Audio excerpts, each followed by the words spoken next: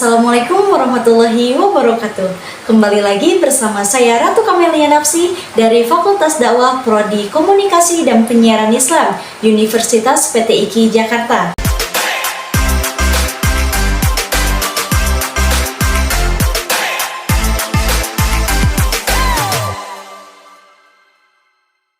Baik, pada pembahasan kali ini saya akan membahas yang bersangkutan dengan kaidah tafsir, yaitu takdim dan takhir. Itulah pembahasan yang akan kita ulas secara ringkas di video ini. Baik, pengertian dari takdim berakar dari kata qaddama yang berarti mendahului atau menyegerakan. Kemudian kata qaddama mengalami perubahan wajan dengan menambahkan satu huruf pada ain fiilnya dengan cara mentasdidkan sehingga mengalami transformasi makna. Dari makna mendahului atau menyegerakan menjadi mendahulukan atau mendatangkan, memilih atau lebih menyukai. Sedangkan pengertian takhir berakar dari kata khoro, merupakan antonim dari kata takdim. Kata juga mengalami afikasi dengan menambahkan satu huruf pada ain fiilnya sehingga menjadi akhoro. Hamzah yang berarti penundaan, penangguhan, dan perlambatan, maka kata takdim dan takhir keduanya adalah berasal dari kata kerja yang dibedakan masdarnya. Dalam terminologi ilmu balaghah, takdim dan takhir lebih konsentrasi pada ketinggian uslub atau gaya bahasa yang berpengaruh besar pada keindahan rasa bahasa dengan menampilkan bahasa dalam bentuk makna yang sempurna sesuai situasi dan kondisi. Olehnya itu, ia merupakan seni bahasa yang paling unggul dalam menyiapkan perasaan jiwa dan mengukur kedalamannya.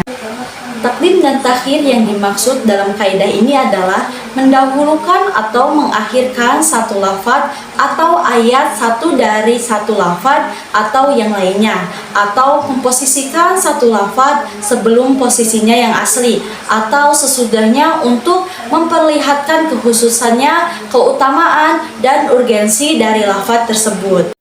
Baik, sekarang kita membahas tentang fungsi takdim dan takhir. Nah, ini terbagi menjadi 6 bagian.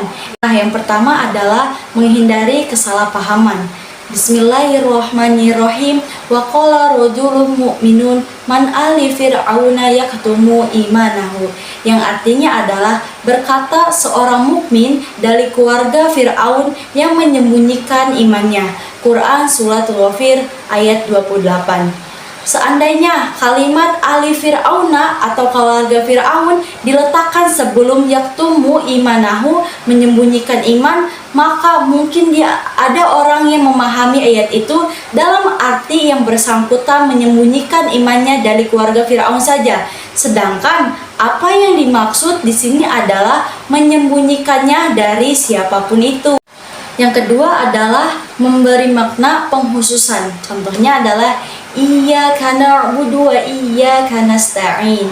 Jika ayat ini diterjemahkan tanpa memperhatikan penempatan objek, hanya sekedar pengetahuan tentang makna kata demi kata, maka bisa saja ada yang menerjemahkannya dengan engkau yang kami sembah dan kepadamu kami memohon pertolongan.